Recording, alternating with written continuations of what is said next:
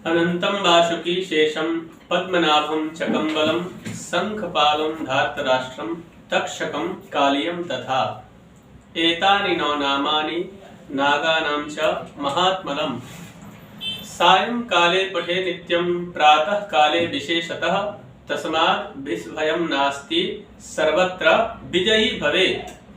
नमस्कार मित्रों, मैं आचार्य प्रमोद उपाध्याय काल सर्प दोष से जुड़े हुए इस सीरीज में आप सभी का हार्दिक स्वागत करता हूं। मित्रों, पिछले वीडियो में हमने बताया था आप सभी को कि बिना जन्म कुंडली किस प्रकार आप जान सकते हैं कि आपके जीवन में काल सर्प दोष का बुरा प्रभाव पड़ रहा है।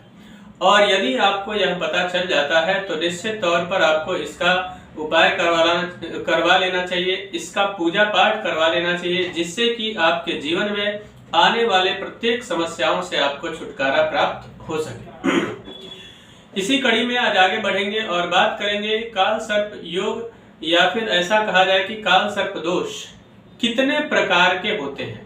ऐसे तो अलग अलग प्रकार के बहुत सारे काल सर्प योगों का कहीं न कहीं चर्चा है शास्त्रों में, लेकिन इसमें से मुख्य जो काल सर्प दोष होते हैं, आप सभी को पता ही है कि काल सर्प दोष राहु और केतु इन दोनों ही ग्रहों से बनता है। यानी कि जन्म कुंडली में राहु और केतु के मध्य में जब सभी ग्रह आ जाते हैं, उनको राहु केतु जब ग्रसित करते हैं, तभी काल सर्प योग का निर्माण होता है।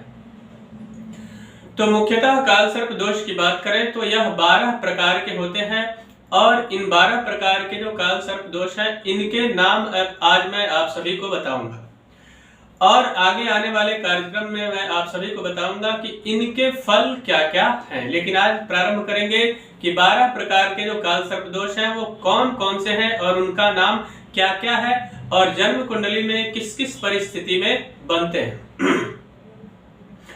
तो श्लोक जो मैंने बोला उसी के आधार पर सर्वप्रथम जो काल सर्प दोष बनता है उसका जो नाम है वह है अनंत नामक काल सर्प दोष।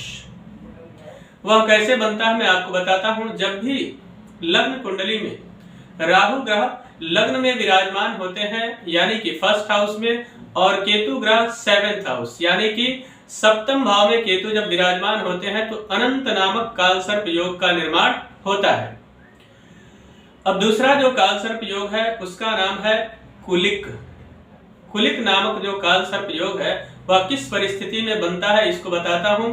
राहु ग्रह द्वितीय भाव में विराजमान होते हैं और केतु ग्रह अष्टम भाव में विराजमान होने पर कुलिक नामक काल सर्प योग का निर्माण होता है।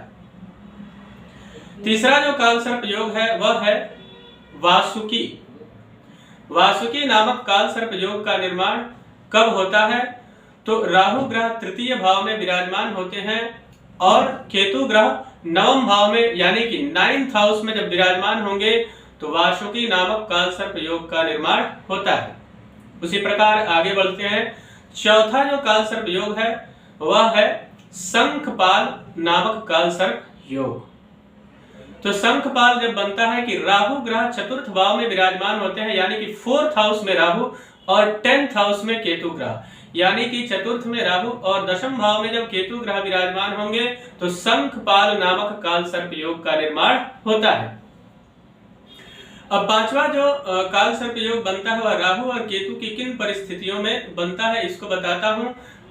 पांचवा काल सर्प दोष राहु ग्रह पंचम भाव में विराजमान होते हैं, यानी कि 5th हाउस में राहु ग्रह, और केतु ग्रह जो है वह 11th हाउस यानी कि एकादश भाव में जब विराजमान होते हैं तो पद्म नामक काल सर्प योग का निर्माण होता है। उसी प्रकार छठा जो काल सर्प योग है वह है महापद्म नामक काल सर्प योग। महापद्म नामक काल सर्प योग किस परिस्थिति में निर्माण होता है? राहु ग्रह षष्ठम भाव में विराजमान होते हैं, यानी कि 6th हाउस में राहु ग्रह और 12th हाउस में केतु ग्रह, यानी कि द्वादश भाव में केतु ग्रह जब विराजमान होंगे उस परिस्थिति में महापद्म नामक काल सर्प योग का निर्माण होता है। सातवां जो काल सर्प योग है वह है तक्षक नामक काल सर्प योग। तक्षक नामक काल सर्प योग का निर्माण राहु ग्रह के सप्तम भाव में विराजमान होने पर, यानी कि 7th हाउस में राहु ग्रह जब विराजमान होता है और केतु ग्रह लग्न यानी कि फर्स्ट हाउस में जब विराजमान होते हैं तो तक्षक नामक काल सर्प योग का निर्माण होता है। उसी प्रकार 8वां जो काल सर्प योग है वह कर्कोटक नामक काल सर्प योग कहा जाता है। कर्कोटक नामक काल सर्प योग जब राहु ग्रह अष्टम भाव यानी कि 8th हाउस में विराजमान होते हैं और केतु ग्रह 2nd हाउस यानी कि द्वितीय भाव में जब केतु ग्रह विराजमान होते हैं तो यह जो काल सर्प योग है कर्कोटक नामक इसका निर्माण होता है। 9वां काल सर्प योग जो है वह शंखचूर्ण नामक काल सर्प योग है। वह किस परिस्थिति में बनता है? तो राहु ग्रह 9वें भाव में विराजमान होते हैं और केतु ग्रह तृतीय भाव यानी कि 3rd हाउस में विराजमान होते हैं तो शंखचूर्ण नाम का काल सर्प दोष का निर्माण होता है। उसी प्रकार 10वां जो काल सर्प योग है वह पातक नामक काल सर्प योग है। राहु ग्रह 10वें भाव में विराजमान होते हैं यानी कि 10th हाउस में और केतु ग्रह 4th हाउस में विराजमान होने पर इस काल सर्प दोष का निर्माण होता है। एकादश जो यानी कि 11वां जो काल सर्प योग है वह विषक्त नामक काल सर्प योग है।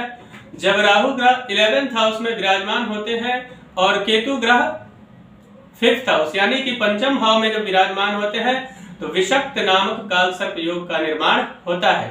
उसी प्रकार द्वादश यानी कि 12वां जो काल सर्प योग है वह शेष नामक काल सर्प योग कहा जाता है। उसे वह काल सर्प योग उसका निर्माण कब होता है? राहु ग्रह 12th हाउस यानी कि राहु ग्रह जब द्वादश भाव में विराजित होते हैं और केतु ग्रह 6th हाउस यानी कि 6th भाव में जब विराजित होते हैं उस परिस्थिति में शेष नामक काल सर्प योग का निर्माण होता है। तो मित्रों, आज मैंने आपको जानकारी प्रदान किया कि किस किस परिस्थिति में किन किन काल सर्प योगों का निर्माण होता है और इससे आपके जीवन में अनेक प्रकार की समस्याएं आती है। अथक प्रयास करने के बाद भी जीवन के उन बुलंदियों को आप प्राप्त नहीं कर पाते हैं जिसकी आपको चाहत होती है। लेकिन ऐसा नहीं कि काल सर्प योग जिस व्यक्ति के जन्म कुंडली में है वह व्यक्ति जीवन में सफलताओं से वंचित हो जाएगा, ऐसा नहीं है। समय रहते सही तरीके से अगर इस काल सर्प दोष का निवारण करवा लिया जाए सही तिथि वार नक्षत्र और योग में तो निश्चित मान लीजिए कि ऐसा व्यक्ति बहुत ही धनवान बनता है, जीवन के प्रत्येक बुलंदियों को छूने में कामयाब होता है। मित्रों, आगे बात करेंगे कि इन काल सर्प योगों का परिणाम जीवन में किस प्रकार का होता है। मुझे आशा है कि मेरा यह कार्यक्रम आप सभी को पसंद आया होगा। तो मेरा एक निवेदन है कि अभी तक अगर हमारे चैनल को आपने सब्सक्राइब नहीं किया है तो कृपया चैनल को सब्सक्राइब करें, वीडियो को अधिक से अधिक लाइक और शेयर करें, बेल आइकन को दबाना ना भूलें जिससे कि नई नई जानकारी आप तक पहुंचती रहे। मित्रों, पर्सनल लाइफ हो या प्रोफेशनल लाइफ, यदि किसी समस्या को लेकर बहुत ज्यादा परेशान है और उस समस्या का समाधान आपको नहीं मिल पा रहा है तो आप हमसे संपर्क करके और उस समस्या का समाधान प्राप्त कर सकते हैं। तब तक के लिए इजाजत दीजिए। नमस्कार।